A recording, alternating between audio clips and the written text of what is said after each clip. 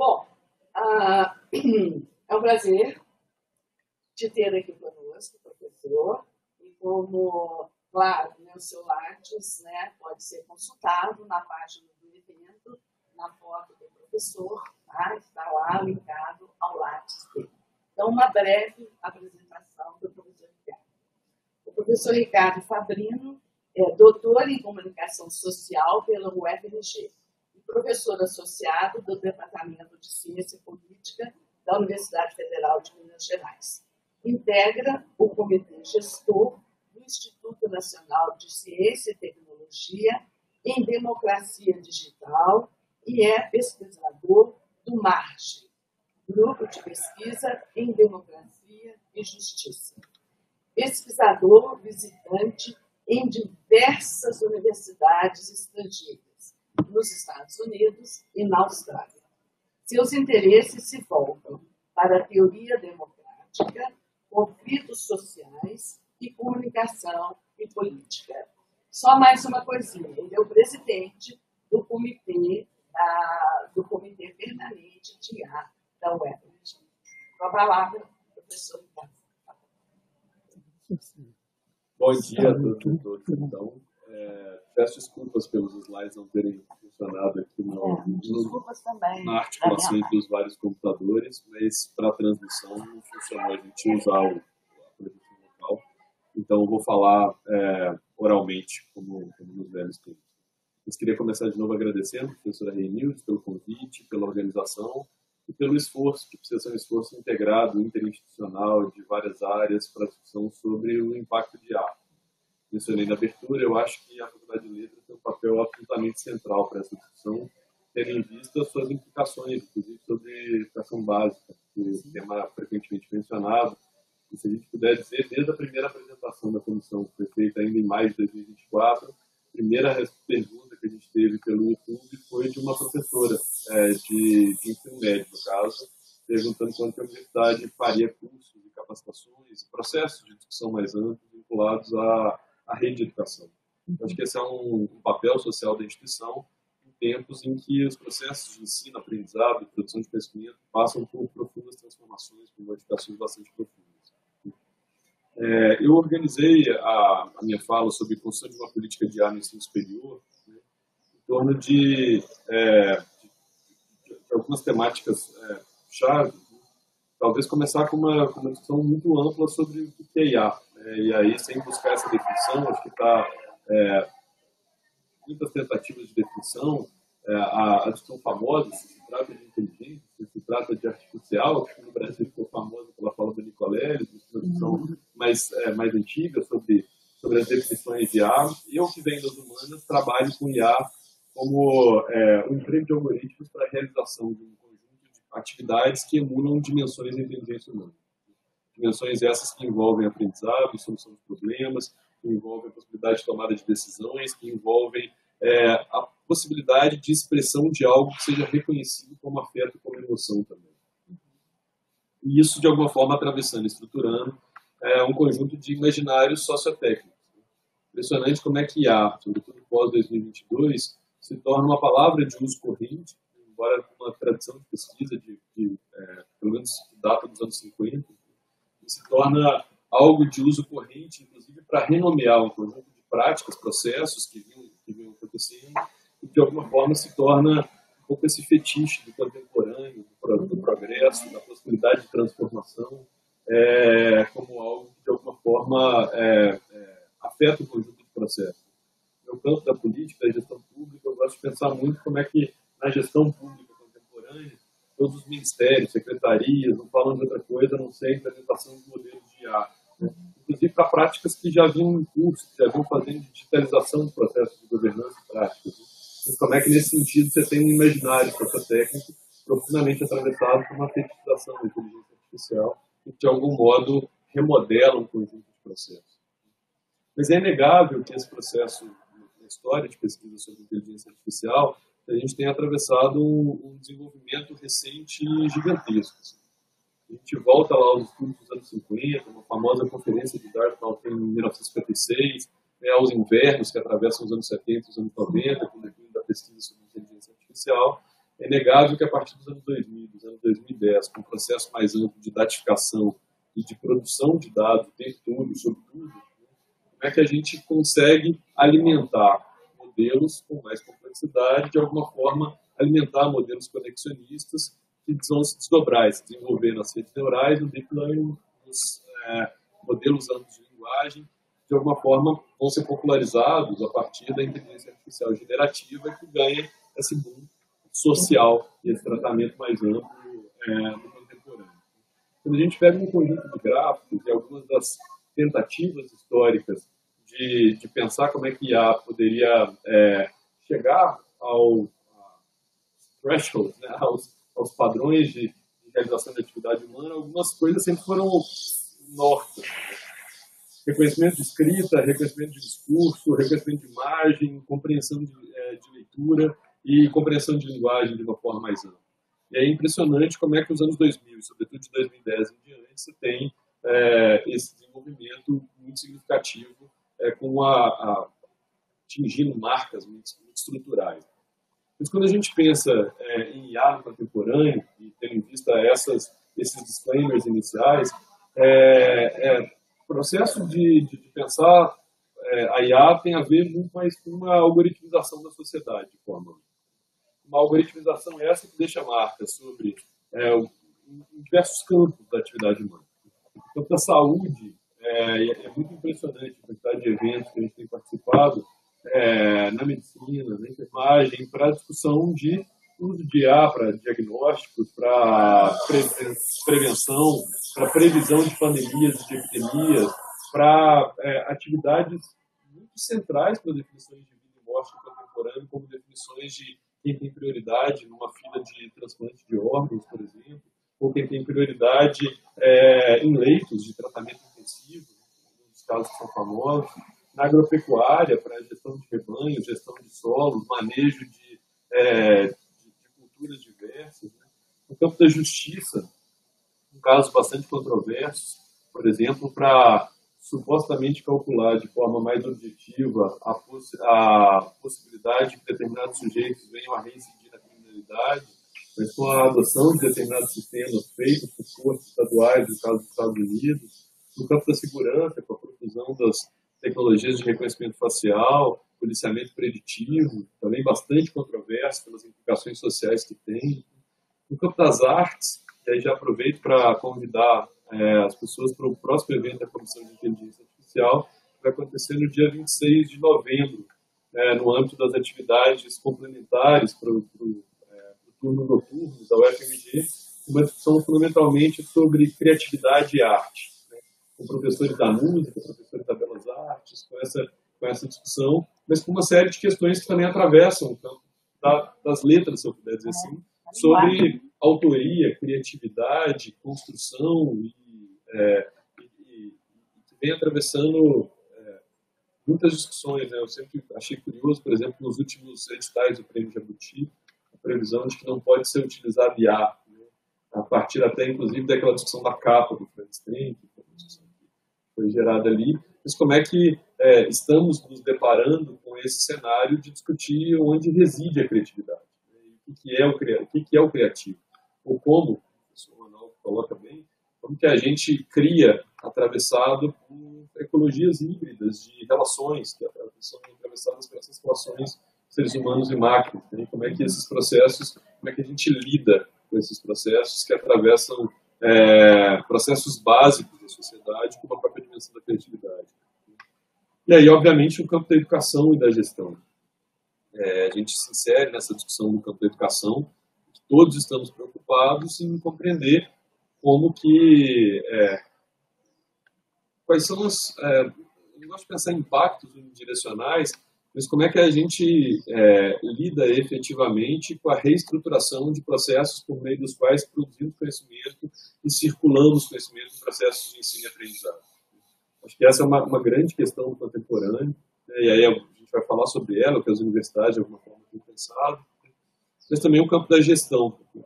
Marcos Condato, fazendo seu doutorado sobre esse ponto, como é que há um profundo impacto no campo da administração, da gestão, da configuração de políticas públicas, a ideia de políticas públicas baseadas em evidências, com a simulação de cenários futuros e todas as implicações que isso tem. Como o professor Bruno, nosso pró-reitor, coloca, no campo das universidades a gente assiste a uma tensão de duas dimensões. Em primeiro lugar, uma espécie de fascínio em relação a potenciais. Então, é muito interessante circular pelas unidades da UFMG e ver o que as pessoas estão pensando de potenciais, né? Possibilidade no campo da biologia sintética, possibilidade de pessoas simulando a evolução de proteínas por 500 milhões de anos, coisas assim, que eu, das humanas, tenho muita dificuldade de entender o que isso significa, mas a quantidade de prêmios Nobel, que de alguma forma têm sido concedidos para a área de IA, né? Então, existe um certo fascínio com as novas fronteiras do conhecimento, que indicam essas possibilidades profundamente transformadoras, mas também um conjunto de temores gigantescos, que nasce muitas vezes no cotidiano das universidades, com a preocupação mais básica dos professores, né? Os alunos e as alunas estão copiando trabalhos da inteligência artificial, mas que de alguma forma vai adquirindo um conjunto de camadas muito mais estruturais para a gente pensar como que a inteligência artificial atravessa esse cotidiano, atravessa mais estruturalmente a maneira como a gente pensa conhecimento, como a gente produz conhecimento, como a gente pensa esse aprendizado. E aí eu listei no campo dos benefícios, dos potenciais, do fascínio, né? Teria um slide para cada um, né? Mas quais são os principais elementos a atravessar esse fascínio no ensino superior com a inteligência artificial? Então, uma crença no aumento da produtividade. Acho que a minha solicitação de entrada na agora que chegou agora. Um certo fascínio com a ideia de aumentar a produtividade, com a aceleração de processos, né? Então, por mais críticas que se faça a isso atravessa o cotidiano de muitas pessoas e atravessa, não é de agora, do uso da inteligência artificial generativa. Basta a gente pensar no processo de robotização dos laboratórios, por exemplo, para pipetagem automatizada, né, no campo da biologia, como ideia de aumento de produtividade e precisão, muitas vezes, que está na base do fazer científico. Uma análise de grandes volumes de variáveis, isso para o campo da gestão pública é entendido como central, né? A simulação de cenários, sobretudo com a criação de digital twins, em que a gente consegue, de alguma forma, simular cenários do que aconteceria com a introdução de certas variáveis, e, de alguma forma, imaginar processos, o que reduz custos drasticamente em uma série de questões. A gente pode pensar as implicações da simulação de cenários no campo da edição genética, no campo das políticas públicas, que eu já mencionei aqui, o aprimoramento de observações, a modelagem de fenômenos complexos, a redução de custos, e aí isso é muito impressionante no campo da edição genética, sobretudo pós-CRISPR e a adoção de IA vinculada ao campo da edição genética. E a abertura de novos horizontes de pesquisa.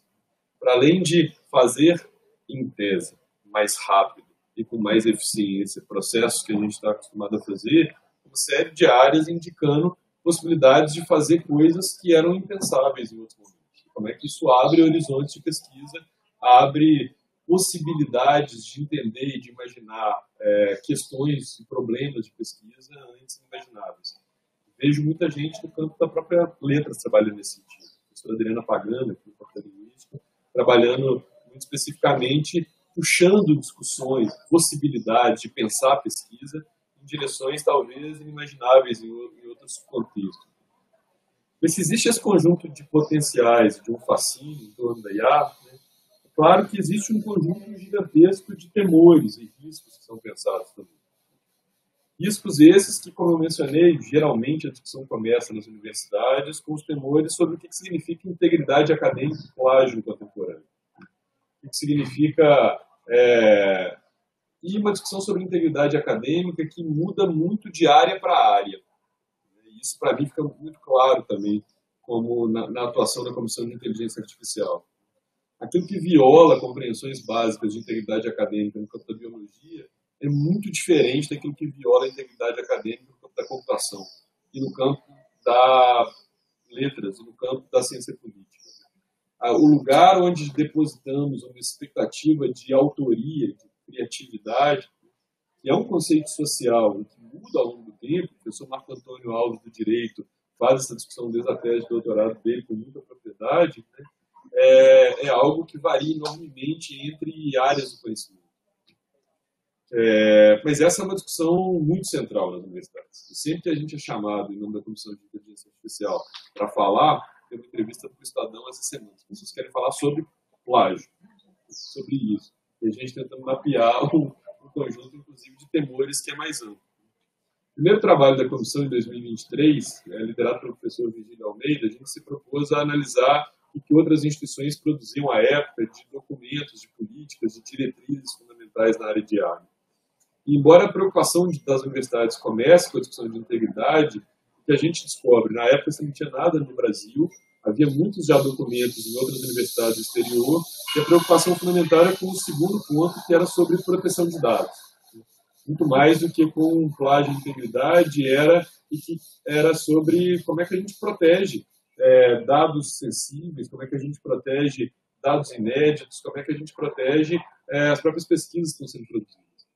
Fica claro desde o início, talvez o impulso mais imediato de qualquer professor ou professora, quando começa a ver o impacto de ChatGPT nas aulas, que é jogar o trabalho dos alunos no ChatGPT para saber se foi produzido pelo ChatGPT, não encontrei nunca uma universidade que recomende isso como uma prática adequada e ética. Não só pela dimensão de acurácia dessas ferramentas em identificar se os trabalhos foram produzidos por IA, mas também por alimentar esses modelos com trabalhos potencialmente inéditos de alunos de graduação, de pós-graduação, e o que isso pode implicar em termos da própria proteção de dados. Mas há preocupações também com compreensibilidade e replicabilidade. O que significa fazer ciência com modelos de IA que não são totalmente compreensíveis, muitas vezes, pelos próprios cientistas da computação. Uma frase muito recorrente na ciência da computação de que IA tem uma dimensão de alquimia, que ela não é completamente previsível, nem completamente a ideia da caixa preta que pode ser aberta é inadequada, porque ela pressupõe um conhecimento que, de alguma forma, ignora as incompreensibilidades inerentes à própria forma como IA, alguns modelos de IA, modelos conexionistas, trabalham fundamentalmente. Mas tem uma dimensão de replicabilidade aqui também. Como é que a gente reproduz, sendo cada vez mais comum, olha, adotei modelo tal de IA para produzir minhas análises, mas com modelos que são atualizados o tempo todo, que vão transformando. Como é que a gente replica como é que a gente, de alguma forma, testa os achados com modelos que, de alguma forma, não voltam para trás. A gente não pode ter certeza de como é que as coisas foram feitas nesse sentido. Você também tem, fundamentalmente, ainda no campo dos ciscos, e perdoem se eu fico mais nos ciscos, não quero ser catastrófico, mas entendo como uma dimensão ética fundamental que a gente pensa nesse sentido, a legitimação de discriminações. Uma espécie de naturalização que a área chama frequentemente, embora esse termo seja controverso, de um conjunto de vieses, né, que seja pelo conjunto de dados, seja pelas formas de treinamento, tendem a se reproduzir, a se naturalizar. Isso é muito, muito importante para o campo das políticas públicas, por exemplo. Quando a gente pensa, seja policiamento preventivo ou acesso de pessoas a políticas sociais, como é que há uma série de discriminações, uma série de vieses, a literatura mostra vieses de raça, de gênero, muito profundos, que são naturalizados como se fossem mais objetivos. Talvez um dos casos mais famosos é o caso dos hospitais estadunidenses, que muitos hospitais privados que adotavam um software para identificar o grau de gravidade de enfermidade de certos sujeitos. Uma auditoria, de alguma forma, revela que negros e negras precisavam estar muito mais graves para receber o mesmo grau de gravidade da enfermidade, que, de alguma forma, tinha implicações de vida e morte, com decisões supostamente objetivas, técnicas, não políticas, que, de alguma forma, tem configurado como uma espécie de sonho graal das políticas públicas, que representa desafios muito significativos para a própria democracia. Você tem dúvidas, e eu coloco um ponto de interrogação nesses temores sobre perda de criatividade, né? Há estudos que trabalham com essa hipótese, ao passo que há outros estudos que indicam a possibilidade de incrementar e pensar a criatividade de outras formas com o uso de IA. Então, aqui há uma pergunta nos estudos sobre qual é a relação entre IA e criatividade, as alucinações e imprecisões, que é de domínio público, as aplicações maléficas do uso dual, sempre atravessando as discussões sobre ciência, né? Tecnologias que são pensadas e desenvolvidas para um uso, mas que, de alguma forma, cujas consequências não são completamente controláveis ou previstas. Né? A gente pode usá-la para outras coisas. E essas coisas, então, muitas preocupações de como é que certos desenvolvimentos na área de IA podem ser apropriados para pensar o bioterrorismo, para pensar formas de conflitos diversas e como é que tem implicações nesse uso dual de desenvolvimentos tecnológicos. E, por fim, dois temas bastante na moda no contemporâneo, a ideia, os impactos ambientais, cada vez mais amplos em termos de consumo de energia, consumo de água, emissão de carbono, que atravessam essa indústria, né, já tem um impacto muito significativo. Como é que a capilarização e a popularização desse uso de IA deixa rastros cada vez mais amplos ambientais.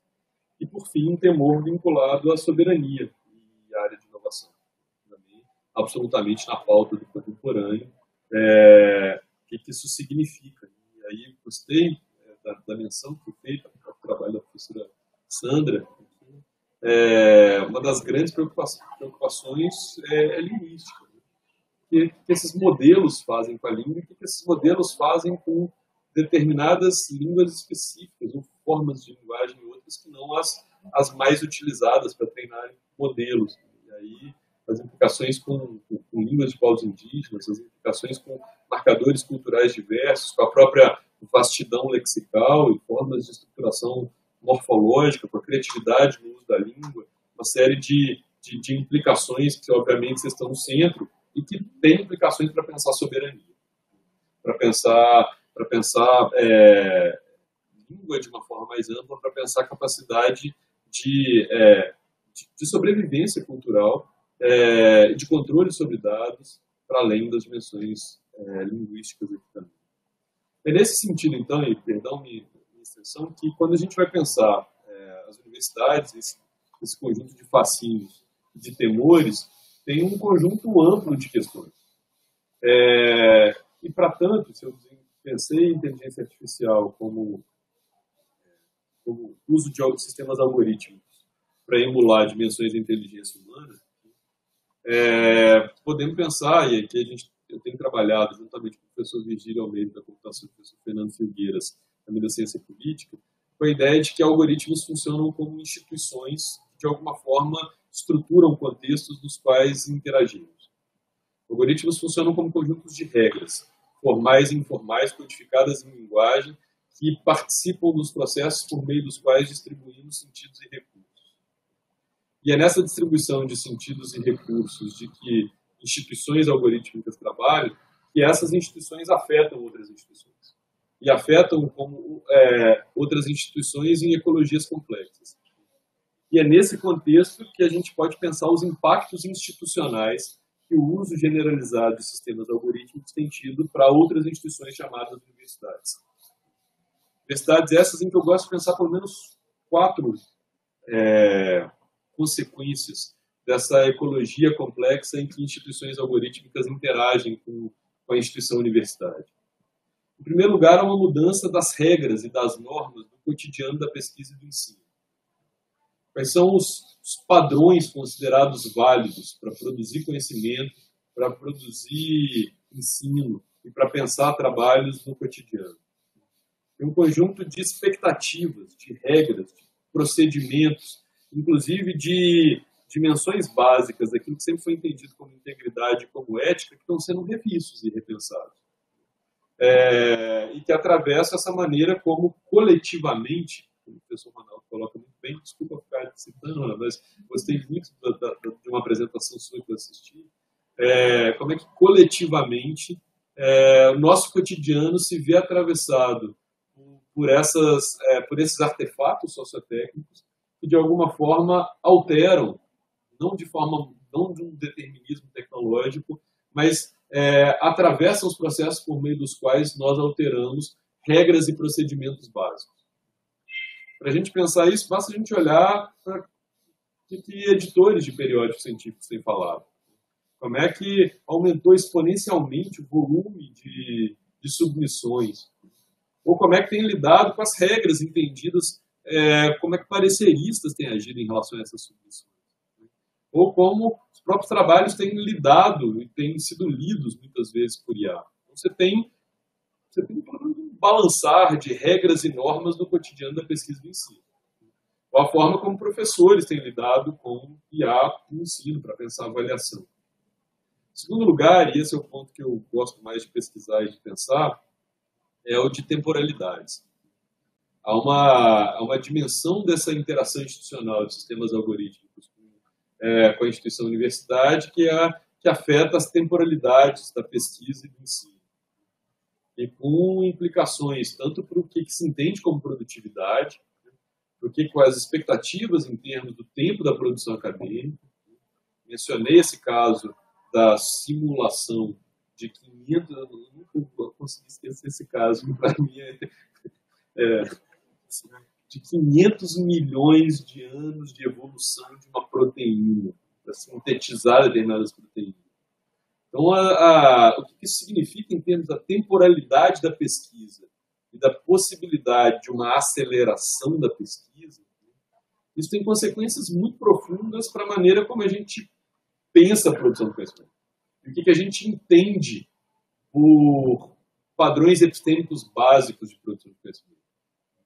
E, sobretudo, quando a gente vê, voltando àquele exemplo, um cenário em que você tem, muitas vezes, textos escritos com apoio de IA, que são submetidos para periódicos que vão usar IA para fazer o desk review, e que vão ser submetidos para pareceristas que muitas vezes vão usar IA, e eu não estou recomendando que isso seja feito, e que vão ser, de alguma forma, publicados e lidos por IA para produzir sínteses bibliométricas e revisões de literatura, para, de alguma forma, alimentar novos textos. Você tem um ciclo temporal que não é a forma como muitas vezes as instituições universitárias se pensaram. E aí, nesse sentido, você tem uma certa desacoplagem temporal, o que tem consequências sobre a própria ideia de autoridade epistêmica frequentemente vinculada às próprias universidades e aos professores. Hoje, enquanto a gente está dando aula, é muito comum que alunos e alunas estejam checando em tempo real com IA as coisas que a gente está falando, que tem consequências sobre a própria ideia de autoridade epistêmica e sobre a temporalidade do ensino. Você tem, em terceiro lugar, o engajamento dos atores. Pesquisas, eu mencionei uma pesquisa sobre a questão da criatividade. Essa pesquisa, a gente leu junto, né, Marcos? Isso há poucos dias. Ela falava especificamente de como é que não há um impacto negativo sobre criatividade. Mas, por outro lado, existe um impacto potencialmente negativo sobre o engajamento dos atores. As pessoas talvez vejam menos sentido em se engajar com as atividades, esse é o experimento que eu vou mostrar, na medida em que elas são feitas com IA. E, nesse sentido, quando a gente pensa, acho que talvez essa seja uma tensão contemporânea muito forte na universidade, como é que talvez haja um engajamento cada vez mais frágil de ações. E há um temor de que IA participe desse processo. E, por fim, acho que eu já fui mencionando, né, eu falei que falar de 4 coisas, a construção de autoridade epistêmica. O que significa ser universidade hoje, o que significa ser professor hoje, o que significa ser pesquisador hoje. Quero ser catastrófico, talvez vá ser catastrófico no meu próximo slide, mas eu acho que, no mínimo, você tem uma mudança muito significativa na compreensão do que significa produzir autoridade epistêmica hoje. Isso no cenário que as universidades enfrentam vários desafios. Eu acho que o primeiro são as mudanças nas bases epistêmicas da produção de saber, que são marcadas por IA, mas não se resumem a IA. Há processos significativos alterando a maneira como a gente pensa, o que é informação, por onde circula a desinformação, o que são formas de quem tem autoridade para dizer ou não coisas em público, quem participa de um debate público profundamente atravessado por uma valorização de outros critérios de seleção de quem tem autoridade epistêmica, fundamentalmente possibilidade de obtenção de likes em redes sociais, né, do que critérios endógenos a campos científicos tradicionalmente pensados como critérios legitimadores do dizer em público. E isso coloca desafios para as universidades de forma mais ampla. Com alterações nos padrões de ensino e aprendizado, né, marcados pelas transformações no regime da economia de atenção, né, acho que é uma questão que vocês devem estar se preparando, e a FAI tem trabalhado muito significativamente com padrões contemporâneos de atenção, e como é que isso coloca novos desafios para que a gente pense o que significa produzir conhecimento e se inserir em processos de ensino e aprendizado. E num cenário politicamente muito desafiador, que a gente vê não só o desfinanciamento das universidades pelo mundo, mas uma própria deslegitimação do papel das universidades. Marcado por, inclusive, reconfigurações sociais da própria universidade. De uma elite socioeconômica que não reconhece a universidade, muito fundamentalmente, como o espaço que lhe deu status em muitos outros contextos, e uma mudança sociodemográfica das universidades com uma série de reivindicações, demandas por permanência, uma percepção da universidade também como um espaço, muitas vezes, visto como excludente, né, com uma série de críticas à universidade feitas desde dentro. E hoje, com muitas pessoas perguntando quem defende as universidades. Quem, de alguma forma, defende a centralidade que as universidades tiveram e têm na estruturação de processos amplos vinculados, inclusive, à inovação, à soberania e ao papel que sempre tiveram. Então, que a gente tenha um contexto, que talvez seja meu ponto, amplo de mudanças sociais atravessadas por mudanças tecnológicas que nos levam a repensar o papel dessas universidades num contexto social mais amplo.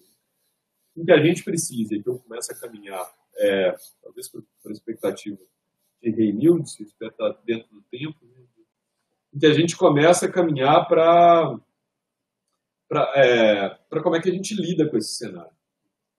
E aí que você tem discussões amplas sobre regulação de IA, uma dimensão transacional, com esforço nesse sentido, uma dimensão nacional, e a gente tem um PL 2338, que já passou no Senado e que está com muita chance de passar na Câmara, por vários motivos. Mas o que nos interessa é pensar como é que essa construção de políticas para lidar com IA, ela não opera só no âmbito do Estado Nacional, mas ela começa a atravessar essas várias instituições que são afetadas por IA. E é nesse contexto que se insere a própria universidade, a própria UFMG, pensando sua política de IA. Então, essa política começa a ser pensada a partir de uma comissão estruturada em novembro de 2023, depois se estrutura uma comissão permanente em agosto de 2024, e que é uma comissão que começa pensando um pouco, ela parte do mapeamento de um conjunto de documentos e ela parte de um conjunto de valores. Mas eu diria que ela parte de um conjunto de dúvidas, sobretudo. E ela parte, talvez, de algumas premissas e certezas. Talvez as nossas duas primeiras premissas sejam de que não adianta, não faz nenhum sentido proibir o uso de IA, até porque isso geraria um silenciamento de práticas que estão sendo utilizadas no contemporâneo.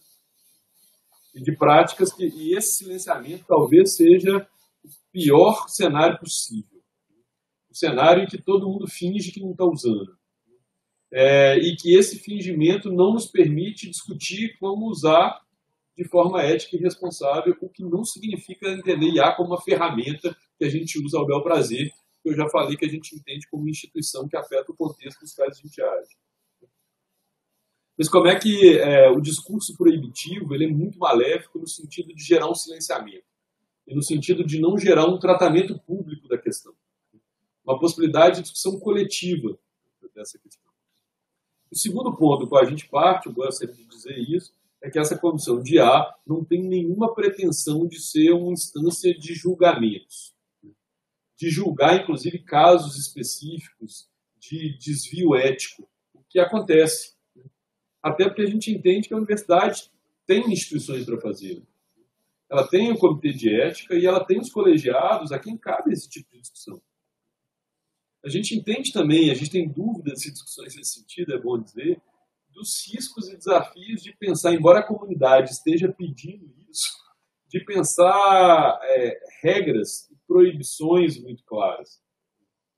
Até porque isso varia de área para área, o que é considerado inaceitável, mas mais do que isso implica a estruturação de instâncias punitivas, de sanções.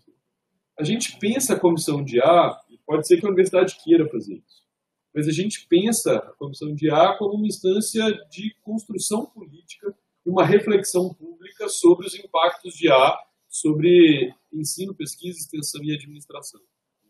Em que a gente entende um conjunto de valores no começo. Em primeiro lugar, a centralidade e transparência, isso é consenso na literatura, a necessidade de que a gente fale das formas de uso, discuta publicamente as formas de uso.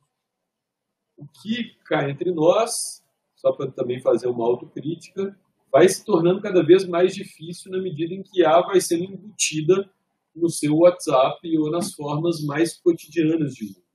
Então, existe um princípio básico da transparência em reportar formas de uso, ainda que essa cotidianização da IA também ofereça novos desafios à maneira como essa transparência se manifesta.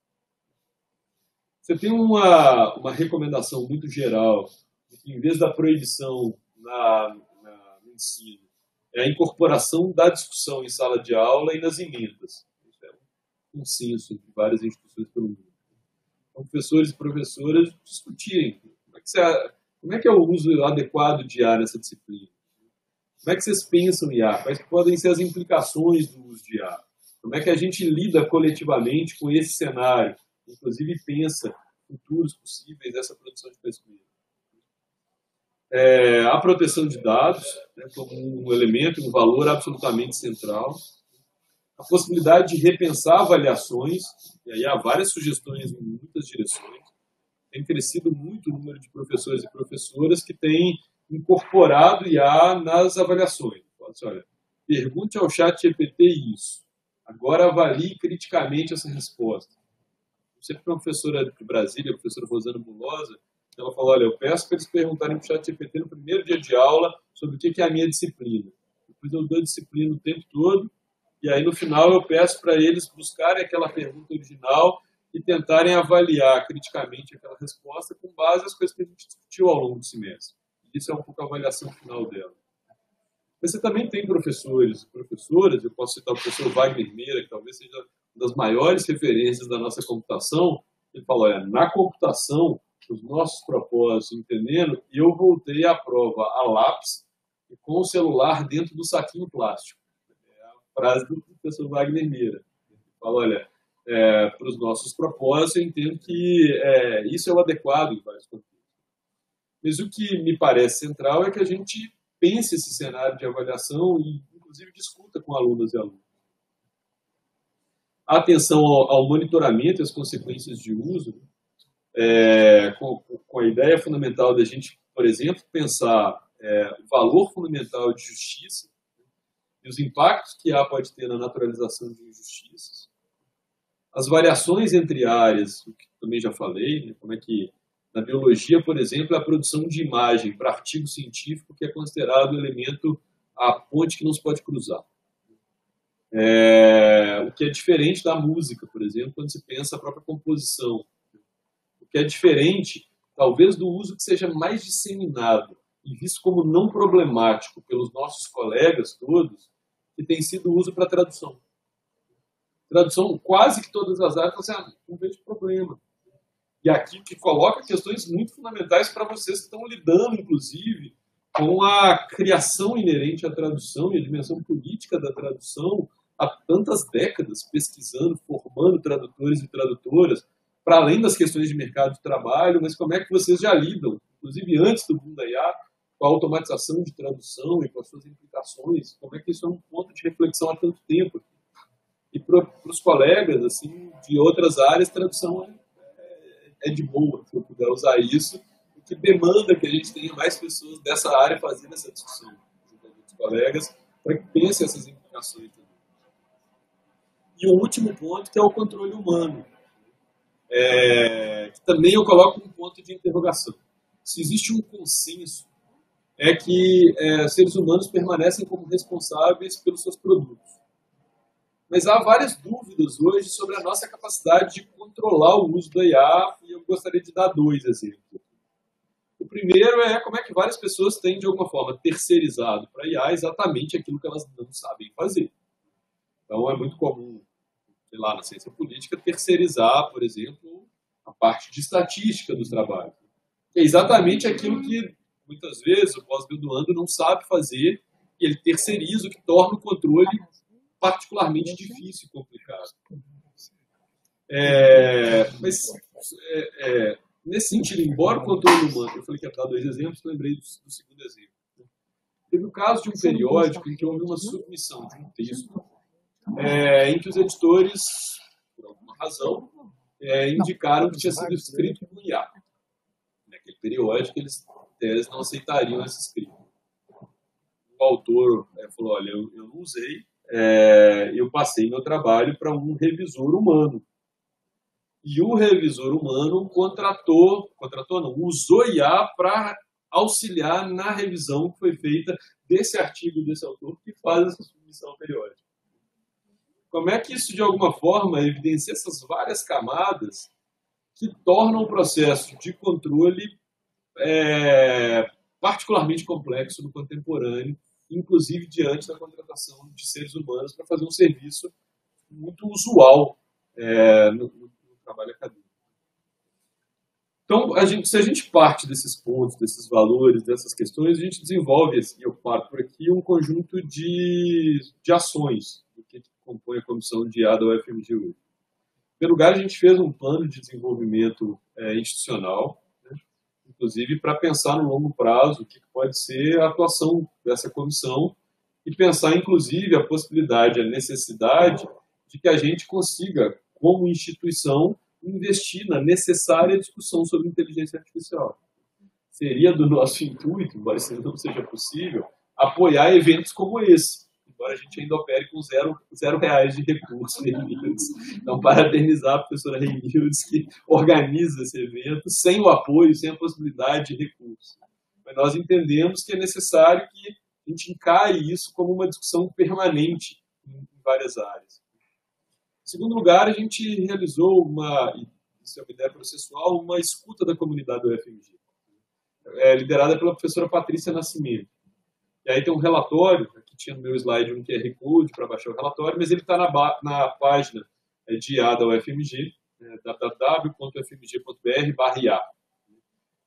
Um primeiro relatório, era um relatório para a gente tentar entender, docentes e técnicos, como é que as pessoas têm usado IA. E o mais interessante que a gente queria é como é que elas veem os outros usando IA e o que elas acham problemático dos usos dos outros. Porque aí, de alguma forma, a gente consegue mapear um conjunto de temores, dilemas ou riscos que as pessoas têm visto no uso institucional. E pensar, inclusive, expectativas. Chama a atenção nesse relatório, por exemplo, que a comissão tem dúvidas, mas que a maioria absoluta de professores, discentes e técnicos nós gostaríamos que a UFMG fizesse regras mais claras sobre o uso de IA. Ele tem uma demanda nessa direção. E a gente tem trabalhado um pouco a dificuldade de construção dessas próprias regras. Mas nós pretendemos continuar a realizar grupos locais, fazer entrevistas e uma escuta acadêmica mais permanente nesse sentido. Terceiro ponto é a estruturação de regramento mais claro. Então, existe uma tentativa de produção de uma política de IA aprovada pelo Conselho Universitário. O primeiro documento foi aprovado da comissão temporária, mas a ideia é da aprovação de um outro documento que desenha essa política de uma forma mais ampla e a formaliza. A articulação de uma rede de universidades, a discussão de políticas de IA, a gente tem participado, a professora Sandra colocou essa questão. Houve uma discussão no MEC em agosto, o MCTI tem feito um conjunto de discussões, várias universidades, sobretudo em 2025, começaram a aprovar políticas de IA, a Unicamp, tem uma discussão, uma controvérsia atual em torno da Universidade Federal do Ceará, a Universidade Federal do Maranhão, Você tem todo um conjunto de universidades aprovando seus documentos, suas políticas e puxando essa discussão. Mas a gente entende que parte do que a UFMG tem que fazer, não só uma discussão que olha para dentro, mas a articulação com essas várias instâncias, até porque a gente não atua só na UFMG. Nós somos pesquisadores e pesquisadores em redes mais amplas, em comunidades mais amplas, vinculadas a áreas, vinculadas em que a gente precisa dessa discussão para além das barreiras de uma discussão específica. A indução à extensão, que eu acho que tem um papel que começou com essa discussão, essa fala, né? A demanda que há, sobretudo, na educação básica, para que a gente pense projetos de extensão, para discutir IA com as escolas, que eu acho que tem um papel fundamental, a letras, da Faculdade de Educação, da Faculdade de Música, né, para que a gente faça essas discussões de forma ampla.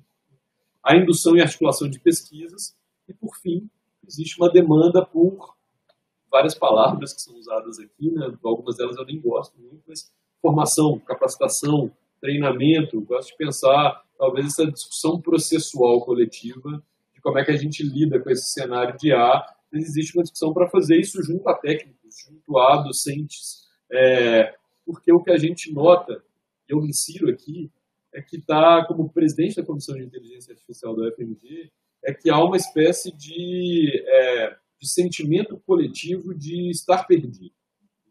De uma onda tecnológica em que fica todo mundo, tem uma expressão antiga, não sei se eu posso falar isso dada a formalidade do evento, mas em que fica todo mundo meio catando-cavaco. A gente está caçando como lidar com esse cenário, como lidar com propriedade, como discutir isso coletivamente, né? Mas como é que a gente precisa, para repetir as palavras do professor Ronaldo, de comunidade para fazer essa discussão de forma processual, de forma conjunta, para que a gente lide coletivamente com esse cenário. Então pode parecer uma fala, às vezes, um pouco ingênua, mas talvez seja um convite. Assim, entendo muito essas falas da Comissão de IA como um convite para pensar em conjunto. Acho que as pessoas me chamam, muitas vezes, como se eu tivesse as respostas. Né? Talvez a minha resposta, e acho que a resposta um pouco institucional da FMG, é que a gente só vai construir um jeito de lidar com isso comunitariamente, coletivamente, porque isso tem impactos muito profundos sobre os nossos fazeres, as nossas práticas mais básicas.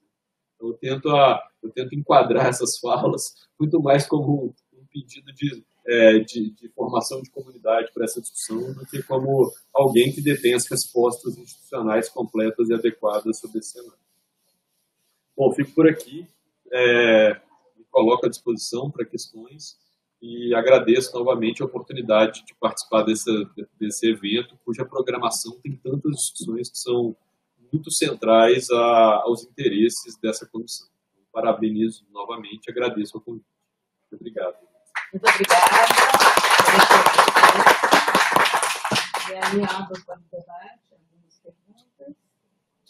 Eu preciso falar sobre as diretrizes da Universidade Federal do Ceará. A gente discutiu um encontro que a gente teve na pós-graduação e a gente achou lá no Ceará muito diretiva. É assim que tem que fazer, com regras, tá? Muito diferente da UFMG. Então, eu acho que a UFMG ela tem mais diretrizes, mas nós vamos ter de chegar em regras mais pontuais mesmo, como você disse. Não partindo da comissão, mas dessa coletividade, dessa discussão, né? E que não é fácil, né, professor? Não é fácil, né? A gente chegar, né, em parâmetros, né, a serem seguidos, a serem respeitados. Queria então parabenizar o professor Ricardo pela riqueza do debate, né?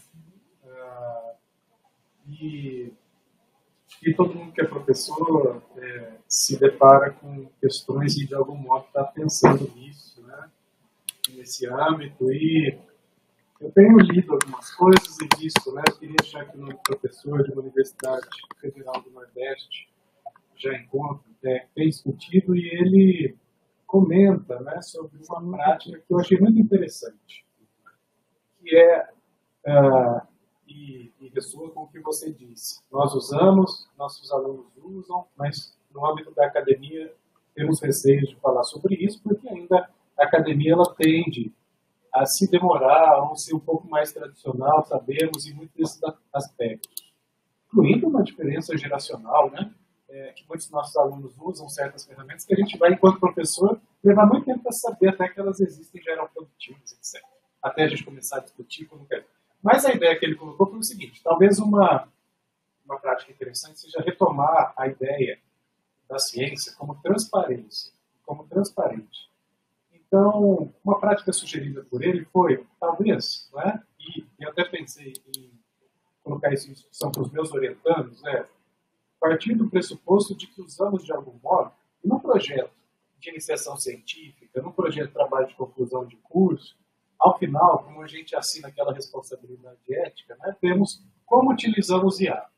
Isso envolve uma questão de um preconceito, que acho que eu considero interessante como primeiro passo, que é não envolver de preconceito algo que já é utilizado. Também é um problema, um problema paralelo, enfim. Mas, no primeiro momento, vamos descrever como nós utilizamos. Seja para inspiração, pesquisa de ideias prévias, seja para tabulação de dados, ou mesmo para estatística, mas que, no primeiro momento, a gente possa colocar, ser transparente que usamos de determinada forma, de que forma usamos, e o mapeamento acho que seria o primeiro ponto, mapeamento e transparência, para num segundo momento, então, avaliarmos e fazermos essa discussão ética, né? Bom, agora sabemos que estamos utilizando e sabemos um pouco mais como estamos utilizando, se aí sim, para um direcionamento que pode ser mais técnico, ou então com implicações de uma ética e responsabilidade de pesquisa, de espelho, etc. Né?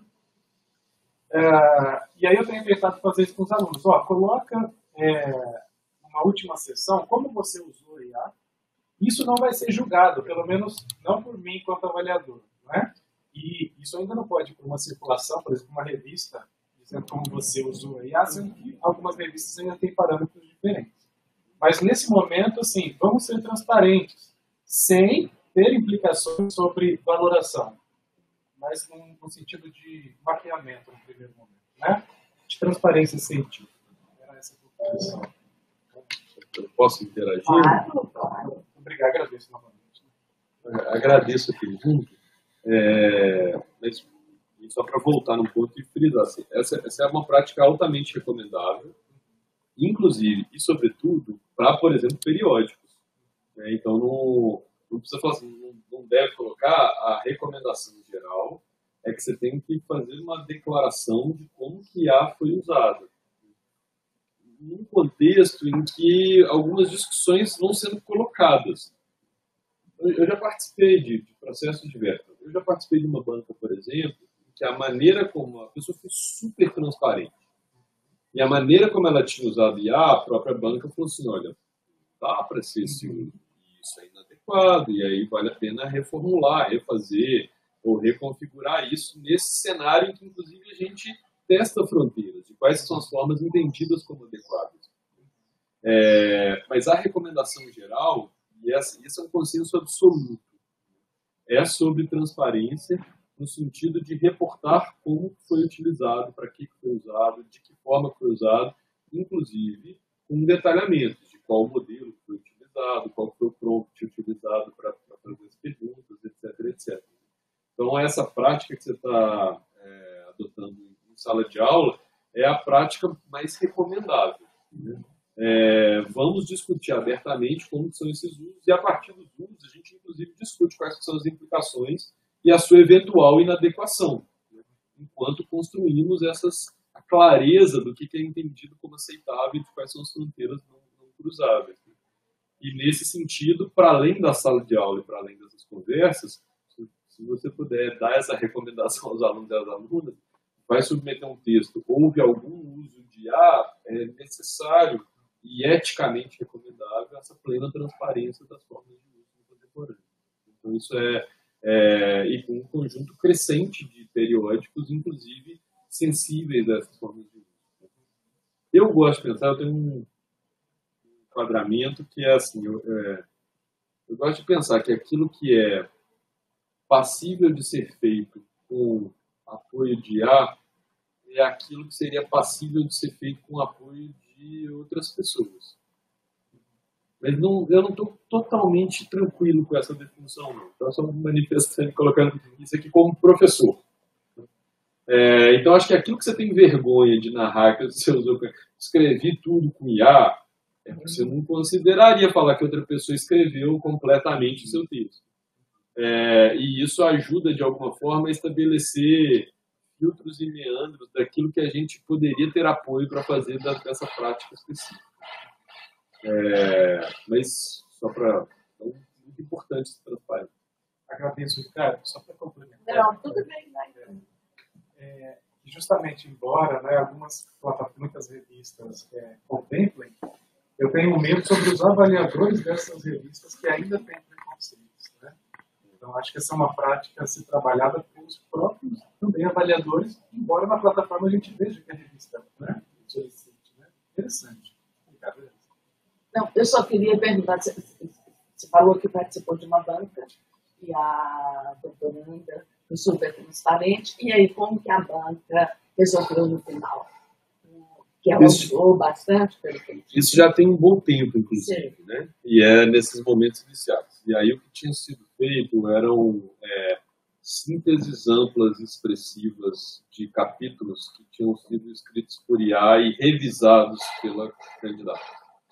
E nesse sentido, a banca, e não só a síntese, mas a gente pode mencionar, tem vários elementos. Nesse sentido, a banca entendeu que o uso tinha sido excessivo e solicitou a reformulação de um conjunto de elementos que tinham sido escritos fundamentalmente por ela. E aí a pessoa teve um tempo mais amplo para reformulação e para reconfiguração de partes e seções do trabalho. Então, foi uma discussão aberta, ampla, reportada de forma transparente. Então, não tem má fé nesse sentido, que é o risco. E acho que um pouco os avaliadores, no fim das contas, somos nós, né, assim, dos periódicos. Acho que essa incorporação de uma cultura de transparência nos ajuda a pensar publicamente a questão de forma mais sistemática e coletiva. Então, essa espécie de sensibilidade que não significa, esse é um exemplo, aceitar qualquer forma de uso como adequada em termos de integridade acadêmica. Mas também eu acho necessário pensar como é que elementos da compreensão de integridade vão sendo alterados nesse cenário. Mesmo a transparência é complicada, em um certo momento, a tecnologia vai avançando. Né? Então, quando você faz um prompt, os sistemas estão injetando algo adicional ao seu prompt. Então, você tem o seu prompt e ele acrescenta algo para facilitar a pesquisa. Então, você não sabe o que ele está colocando, o que ele está injetando no seu prompt. Perfeito, mas isso abre outra discussão. Eu vou ser rápido nela, só para os nossos minutos levantar. Perfeito, mas aqui a gente está falando de outro tipo de transparência. Nós estamos falando dessa transparência de declarar formas de uso. Quanto a essa dimensão, a gente tem uma discussão nesse livro sobre política dos algoritmos, de como é que esse tratamento da transparência que reduz a abertura de código ela é insuficiente. E como é que há uma série de estudos indicando a necessidade de transparência sobre consequências e de produção de auditoria sobre consequências de sistemas algorítmicos como mais eficiente do que a abertura, ainda que necessária em vários contextos, como a transparência do código em si. Mas nesse contexto, acho que é uma transparência do uso, né, de afirmar o uso. Uma transparência do ato social do uso mais do que dos sistemas algorítmicos. Tem uma mão levantada lá atrás e um Marcos aqui também.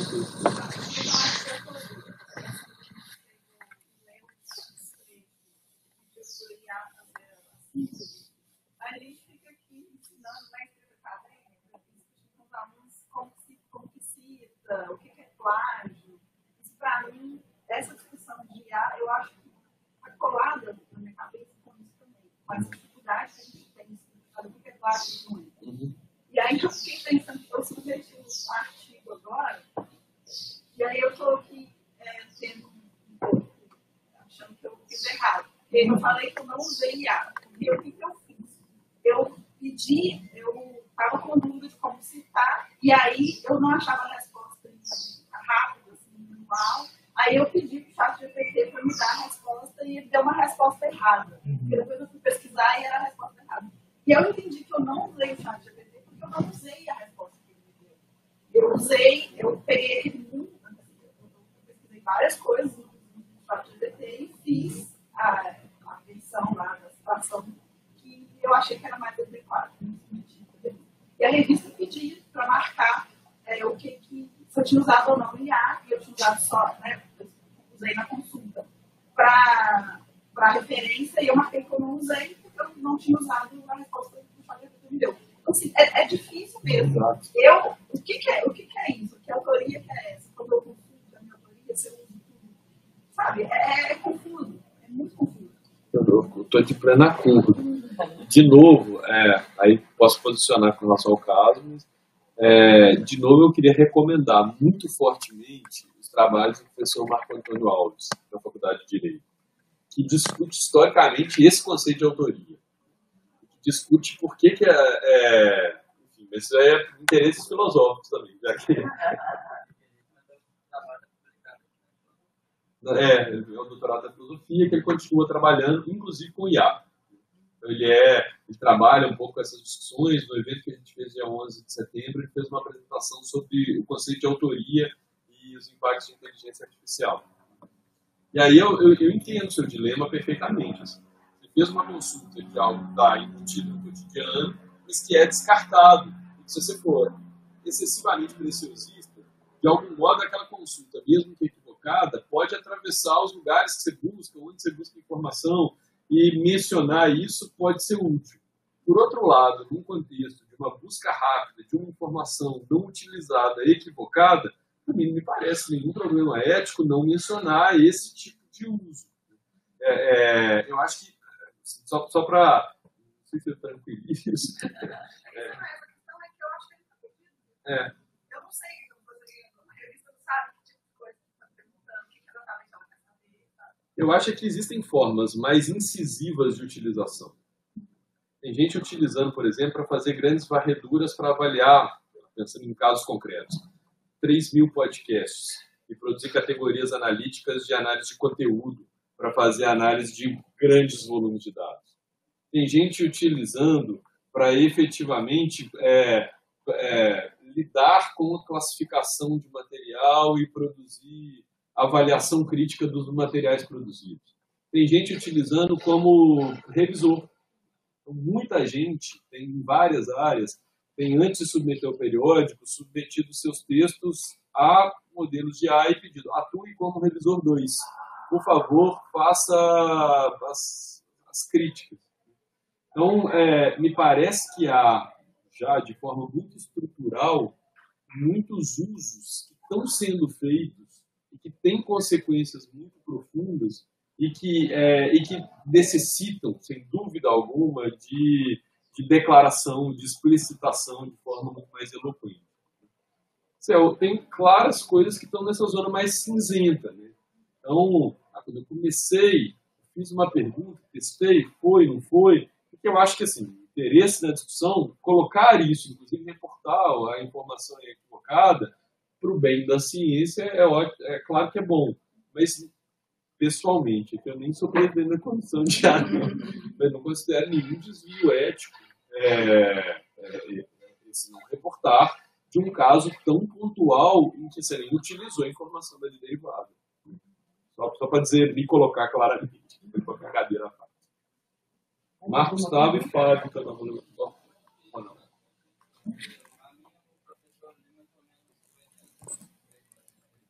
Ah, tá. Ronaldo, então. Não, eu estava essa coisa do algoritmo funcionando como uma instituição que afeta, impacta ou influencia ou outras instituições, né? Pensando em uma instituição escola, uma instituição universidade, né? Parece que as tecnologias que são cujos algoritmos ditam, né? Têm penetrado de uma maneira tão um gás assim, que vai atravessando paredes, sabe? E afetando mesmo a instituição. Eu queria ver o que você acha sobre isso, assim, porque a sensação que eu tenho é que afeta tanto que hoje os agentes dessa instituição, ou os elementos dessa instituição, acabam não enxergando mais aquela instituição como um lugar legítimo para aquilo. Então, por exemplo, o lugar do saber, onde está o saber? Né? Se agora eu consigo me formar ou aprender em outros espaços. Né? O que isso impacta? Qual é a visão do aluno, por exemplo, sobre a escola que ele frequenta, ou do estudante universitário sobre a universidade que ele frequenta também. Então, eu fico imaginando que o que contigo, né? Esse ato de ignorar que muitas vezes a gente tem acaba fazendo com que a instituição vai se ruindo mesmo, né? Porque ela vai perdendo, ela não acompanha essa devastação, ela vai se deixando ser devastada. Né? E aí eu acho que a tendência é que se ela não se reinventar ou de alguma maneira, a tendência é a ruína mesmo. A reflexão que eu estou fazendo aqui. Não sei o que você acha sobre isso. Eu tendo a concordar. Esse é um pouco o ponto. Assim.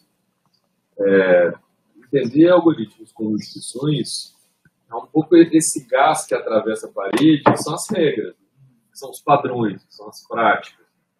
E na medida em que esse gás que atravessa as paredes é a mudança de regramentos de dimensões básicas do nosso fazer, que não são determinadas tecnologicamente, porque somos nós interagindo com essas regras, ecologias institucionais complexas, e que de alguma forma levam a transformações institucionais profundas e eventualmente a erosão. A grande questão que se coloca socialmente hoje são as universidades necessárias? Eu entendo que sim, fundamentais, olhando para cá. Mas a pergunta social que é feita hoje é um pouco isso. É ali que está o conhecimento? É ali que estão os processos formativos? É ali que está a formação para o mercado de trabalho, muitas vezes a preocupação social, que a gente não sabe o que vai ser?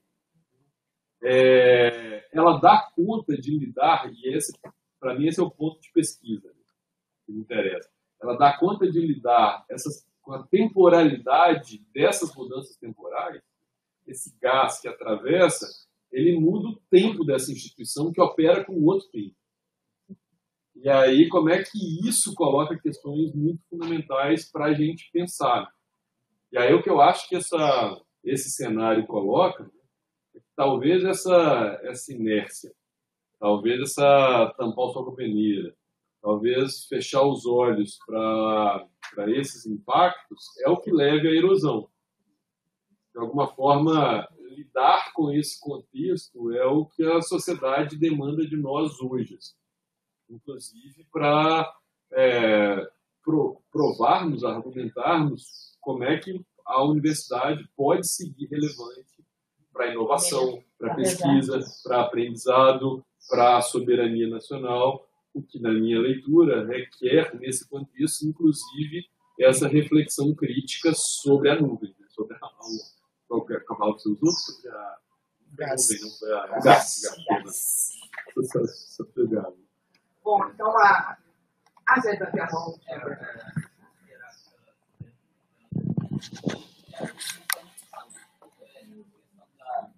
Da formação dos alunos, também dos alunos, da formação dos alunos, tanto no ciclo básico, na educação básica, como agora, mas também dentro da universidade. E eu, por exemplo, se eu não me engano, o governo de Minas já tem um programa de IA para corrigir Enem, para a prova do Enem. E aí a gente tem citado agora dos revisores, de usar a IA para ser um revisor para submeter algum texto para algum. Eu fiquei pensando nessa questão da redução do estilo de cada tipo de cada área específica, ou ainda tipo, de uma espécie de uma homogeneização da escrita acadêmica, voltada muitas das vezes para uma construção mais simples dos argumentos, ou uma exposição mais palatável para o leitor, mas que eventualmente a gente pode entender com isso algum rigor. Enfim, a minha questão está sendo como que você vê algum perigo nessa questão da própria formação da linguagem de homogeneizar em alguma medida a escrita como um todo e assim entender as particularidades de cada área e assim por diante. Sem dúvida. Eu acho que aqui na letra vocês têm muito mais competência para falar sobre isso do que eu. Mas eu vou falar uma coisa que talvez seja controversa. Qualquer coisa vocês brigam comigo, vocês vão ter razão. Mas é engraçado, assim, como é que houve um processo das próprias escolas, cursinhos, de, por exemplo, a estruturação de regras e a padronização do que é uma boa redação. Sim. Do que é a redação nota 1000 do Enem. E aí você tem um conjunto de regras que você treina para você cumprir esse conjunto de regras. Então, será interessante compreender se, na medida em que isso passa a ser corrigido por IA, você tem um outro sistema de regramento, de padronização, que atravessa essa e que vai, seja cristalizando certos conjuntos do que é o adequado, eventualmente, e eu não sei se, mas eventualmente punindo a possibilidade de criatividade, de reinvenção da linguagem. O Sérgio Rodrigues tem feito muito essa discussão. A escrita como atividade essencialmente humana, para falar dessa possibilidade do criar daquilo que escapa da regra. Mas vai ser curioso também observar como é que você tem talvez um choque desses dois regramentos, de professores e professoras e da própria IA corrigindo, em que nem necessariamente esses dois sistemas de regramento caminham na mesma direção. E aí pode acontecer, inclusive, um questionamento dos espaços de educação para o treinamento da escrita da redação do Enem. Perfeitamente possível vislumbrar, não recomendado, não sugerido, mas imaginável, o Duolingo das redações do Enem. E aí, como é que isso tem consequências nessa escrita? E isso para pegar um caso específico de uma redação considerada socialmente central para a distribuição de tanto recurso no contexto brasileiro. Mas para a gente pensar na escrita mais ampla, a preocupação fundamental é com isso. Assim. Como é que a padronização gerada por IA reduz a vastidão e a complexidade das estruturas linguísticas, do léxico, das variações enormes e das dimensões culturais dos idiomas, etc. Obrigada. Professor, muito obrigada. Foi ótima sua fala, muito enriquecedora. Muito obrigada. Obrigada a todos que participaram. Obrigado, Nilson, pelo convite.